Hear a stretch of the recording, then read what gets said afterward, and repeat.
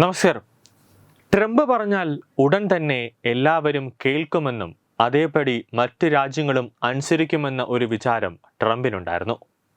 എന്നാൽ അത് നടക്കില്ല എന്നതാണ് ഇപ്പോഴത്തെ വസ്തുത. കാരണം ട്രംപിന്റെ തീരുമാനത്തിൽ ആദ്യമേ തന്നെ ഇന്ത്യയും റഷ്യയും മുഖം തിരിച്ചു കഴിഞ്ഞു. രാജ്യങ്ങളുടെ മേൽ താരിഫ് ചുമത്തുമെന്നുമൊക്കെയായിരുന്നു ട്രംപ് ഒരു ഭീഷണി മുഴക്കിയത്. എങ്കിലും ഇന്ത്യയും റഷ്യയും പോയി പണി നോക്കാൻ അമേരിക്കൻ പ്രസിഡന്റ് ഡൊണാൾഡ് ട്രംപിനോട് പറഞ്ഞിട്ടുണ്ട്. നിലവിൽ റഷ്യ യുക്രൈൻ യുദ്ധത്തിൽ അമേരിക്കൻ പ്രസിഡന്റ് ഡൊണാൾഡ് ട്രംപിന്റെ പുതിയ താരിഫ് ഭീഷണിക്ക് റഷ്യയുടെ ഭാഗത്ത് നിന്ന് കിട്ടിയത് നല്ല ചുട്ട മറുപടിയാണ്. 50 ദിവസത്തിനുള്ളിൽ യുദ്ധം അവസാനിപ്പിച്ചില്ലെങ്കിൽ റഷ്യയ്ക്ക് മേൽ 1000% വരെ താരിഫുകൾ ചുമത്തുമെന്ന് ട്രംപിന്റെ മുന്നറിയിപ്പ് വന്നിരിക്കുകയാണ്. ആ ഒരു മുന്നറിയിപ്പ് അസ്വീകാര്യമാണെന്ന് പറഞ്ഞ് അവഗണിച്ചിരിക്കുകയാണ് റഷ്യൻ പ്രസിഡന്റ് വ്ളാഡിമിർ പുടിൻ. റഷ്യയെ ചോദ്യം ചെയ്യുക ലോക പോലീസ് എന്ന അഹങ്കാരമുള്ള അമേരിക്കയുടെ അന്തസ്സിനെയാണ് പുടിൻ അടിച്ചു തകർത്തത്. അതേസമയം ഈ നീക്കം ആഗോള രാഷ്ട്രീയത്തിൽ വലിയ രീതിയിൽ തിരികൊളുത്തിയിരിക്കുന്നു. കൂടാതെ പുതിയൊരു സംഘർഷത്തിന് വഴിവെച്ചിട്ടുണ്ട്. ഡൊണാൾഡ് ട്രംപിന്റെ മുന്നറിയിപ്പിനോട് റഷ്യൻ ഡെപ്യൂട്ടി വിദേശകാര്യമന്ത്രി സെർജി റിയാസ്കോവ് പ്രതികരിച്ചത് അതിരൂക്ഷമായിട്ടാണ്. ആവശ്യങ്ങൾ ഉന്നയിക്കാനുള്ള ഏതൊരു ശ്രമവും, പ്രത്യേകിച്ച് അന്ത്യശാസനകൾ, അത് ഞങ്ങൾക്ക് സ്വീകാര്യമല്ല എന്നാണ് അദ്ദേഹം തുറന്നടിച്ചത്. അമേരിക്കയുടെ സമ്മർദ്ദ തന്ത്രങ്ങളെ അംഗീകരിക്കാൻ റഷ്യ തയ്യാറല്ലെന്ന് ഈ പ്രതികരണങ്ങൾ വ്യക്തമാക്കുന്നുണ്ട്. സമാധാന ദൂതനായി സ്വയം അവരോധിച്ച് രംഗപ്രവേശനം ചെയ്ത ട്രംപിന് സമാധാനമുണ്ടാക്കാൻ പറ്റിയില്ല എന്ന് മാത്രമല്ല, സംഘർഷങ്ങൾ ഒന്നുകൂടെ ആളിക്കത്തിക്കാൻ മാത്രമേ കഴിഞ്ഞിട്ടുള്ളൂ. കൂടാതെ ഇപ്പോൾ ഈ കളമെല്ലാം മാറ്റുകയുമാണ്.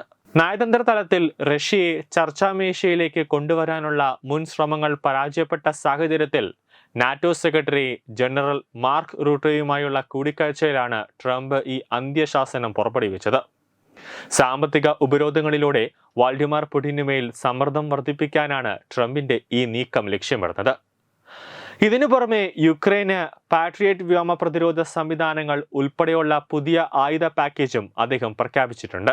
ഇതിന്റെ ചെലവ് നാറ്റോ സഖ്യകക്ഷികൾ വഹിക്കുമെന്നും വ്യക്തമാക്കി. ഇവിടെ ഓർക്കേണ്ട മറ്റൊരു കാര്യം, മാസങ്ങൾക്ക് മുമ്പ് നാറ്റോയെ കാലഹരണപ്പെട്ടതെന്ന് വിശേഷിപ്പിച്ച അതേ ട്രംപ് തന്നെയാണ് ഇപ്പോൾ നാറ്റോയെ ചേർത്ത് പിടിച്ചിട്ടുള്ളത്. ആടിയുലയുന്ന അമേരിക്കൻ കാലാവസ്ഥ പോലെ ട്രംപിന്റെ വാക്കുകൾക്കും പ്രവൃത്തികൾക്കും നിലപാടുകൾക്കും സ്ഥിരതയില്ല എന്നത് ഇതിലപ്പുറം വ്യക്തമാക്കാനില്ല. ട്രംപിന്റെ സമീപനത്തിൽ താരിഫുകൾക്ക് പുറമെ ഉപരോധങ്ങളും ഉൾപ്പെട്ടേക്കാമെന്ന് അമേരിക്കൻ വാണിജ്യ സെക്രട്ടറി ഹോവാർഡ് ലുട്നിക് മുന്നറിയിപ്പ് നൽകിയതും എടുത്തു പറയേണ്ട കാര്യമാണ്. സെപ്റ്റംബർ ആദ്യത്തോടെ വെടിനിർത്തലിന് റഷ്യ സമ്മതിച്ചില്ലെങ്കിൽ റഷ്യയ്ക്ക് താരിഫുകളും ഉപരോധങ്ങളും ഒരുമിച്ച് നേരിടേണ്ടി വരുമെന്ന് ലുട്നിക് സൂചിപ്പിച്ചു. ഇത് റഷ്യൻ സമ്പദ് വ്യവസ്ഥയെ കൂടുതൽ സമ്മർദ്ദത്തിലാക്കാനുള്ള നീക്കമായാണ് വിലയിരുത്തപ്പെടുന്നത്. അവിടെയാണ് നിലവിലെ ലോകരാജ്യങ്ങളിലെ അമേരിക്ക പോലും പേടിക്കുന്ന ഇറാനും ഉത്തര കൊറിയയും നൽകുന്ന പാഠം. ആ പാഠം കൂടി നമ്മൾ ഓർക്കേണ്ടതാണ്.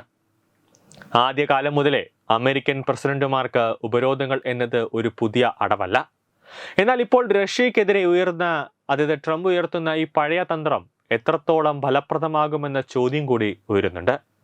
കാരണം വർഷങ്ങളായി കടുത്ത ഉപരോധങ്ങൾ നേരിടുന്ന ഇറാനെയും ഉത്തര കൊറിയയും പോലുള്ള രാജ്യങ്ങൾ ഇന്നും ലോകരാഷ്ട്രീയത്തിൽ തങ്ങളുടെ സ്ഥാനം ഉറപ്പിച്ചു തന്നെയാണ് നിൽക്കുന്നത്. അപ്പോൾ റഷ്യയുടെ കാര്യത്തിൽ ട്രംപിന്റെ ഈ ഭീഷണി വെറുമൊരു ഓലപ്പാമ്പ് കാണിച്ച് പേടിപ്പിക്കൽ മാത്രമായി പോകാനേ സാധ്യതയുള്ളൂ. അമേരിക്കൻ ഉപരോധങ്ങളുടെ നീണ്ട ചരിത്രത്തിലെ മികച്ച ഉദാഹരണങ്ങളാണ് ഇറാനും ഉത്തര കൊറിയയും. ദശാബ്ദങ്ങളായി സാമ്പത്തികമായി ഒറ്റപ്പെടുത്തിയിട്ടും ഇറാൻ തങ്ങളുടെ ആണവ പദ്ധതികളും പശ്ചിമേഷ്യയിലെ സ്വാധീനവും ഒരു കുറവുമില്ലാതെ മുന്നോട്ട് കൊണ്ടുപോകുന്നുണ്ട്. യൂറോപ്യൻ രാജ്യങ്ങളെയും ചൈനയെയും റഷ്യയും പോലുള്ള പുതിയ സഖ്യകക്ഷികളുടെ അവർ വ്യാപാര ബന്ധങ്ങൾ വികസിപ്പിച്ച് അതിജീവനത്തിനുള്ള വഴികൾ കണ്ടെത്തുന്നുണ്ട്. അതുപോലെ ലോകത്തിലെ ഏറ്റവും ഒറ്റപ്പെട്ട രാജ്യങ്ങളിലൊന്നായി അറിയപ്പെടുന്ന ഉത്തര കൊറിയയും കടുത്ത അന്താരാഷ്ട്ര ഉപരോധങ്ങൾക്കിടയിലും തങ്ങളുടെ ആണവായുധ മിസൈൽ ശേഷികൾ വർദ്ധിപ്പിക്കുന്നത് തുടർന്നുകൊണ്ടിരിക്കുകയാണ്. പരിമിതമായ അന്താരാഷ്ട്ര വ്യാപാര ബന്ധങ്ങൾക്കിടയിലും അവർ രാജ്യത്തിനകത്ത് സ്വയം പര്യാപ്തത നേടി. ഈ രണ്ട് രാജ്യങ്ങളും നൽകുന്ന പാഠം വ്യക്തമാണ്. സാമ്പത്തിക സമ്മർദ്ദം എല്ലായ്പ്പോഴും രാഷ്ട്രീയ മാറ്റങ്ങൾക്ക് വഴിവെക്കില്ല, പ്രത്യേകിച്ചും കരുത്തരായ രാജ്യങ്ങളുടെ കാര്യത്തിൽ. ഇറാനും ഉത്തര കൊറിയയും നേരിട്ടതിന് സമാനമായ ഉപരോധങ്ങൾ റഷ്യയും ഇനി നേരിടാൻ തുടങ്ങിയാൽ അത് അത്ര പെട്ടെന്ന് ഒന്നും തലകുനിച്ചു കൊടുക്കേണ്ട അവസ്ഥ ആ രാജ്യത്തിന് വരില്ല എന്നതാണ് വ്യക്തം.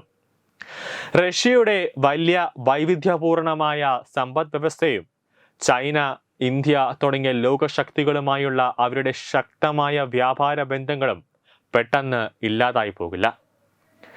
യൂറോപ്യൻ രാജ്യങ്ങൾ ഇപ്പോഴും റഷ്യൻ എണ്ണയെയും പ്രകൃതിവാദത്തെയുമാണ് വലിയ തോതിൽ ആശ്രയിക്കുന്നതെന്നതും ഉപരോധങ്ങൾ വയ്ക്കുമെന്ന് അമേരിക്കൻ അധികാരത്തിന്റെ മുന്നോടിക്കുന്നുണ്ട്. സാമ്പത്തിക ഉപരോധങ്ങൾ കൊണ്ട് മാത്രം വലിയ രാജ്യങ്ങളെ വറുതിയിലാക്കാൻ കഴിയില്ല എന്ന് ഇറാനും ഉത്തര കൊറിയയും തെളിയിച്ചു കഴിഞ്ഞു. ഈ വെല്ലുവിളിയെ റഷ്യ പോലുള്ള ഒരു വലിയ രാജ്യത്തിന് ഒരു മങ്ങലും ഏൽപ്പിക്കില്ല എന്നത് പകൽ പോലെ വ്യക്തമായി അറിയാവുന്ന ആൾ കൂടിയാണ് ട്രംപ് എന്ന ബിസിനസ്സുകാരൻ. എന്നാലും എല്ലാ കാര്യത്തിലും ഒന്ന് ഇടപെട്ട് വെടക്കാക്കി തനിക്കാകാൻ ഒക്കുമോ എന്നൊരു പഴയ കുറുക്കന്റെ തന്ത്രം ഇപ്പോഴും പയറ്റി നോക്കുകയാണ് ട്രംപ്. ന്യൂസ് ഡെസ്ക് തത്വമൈ ന്യൂസ്.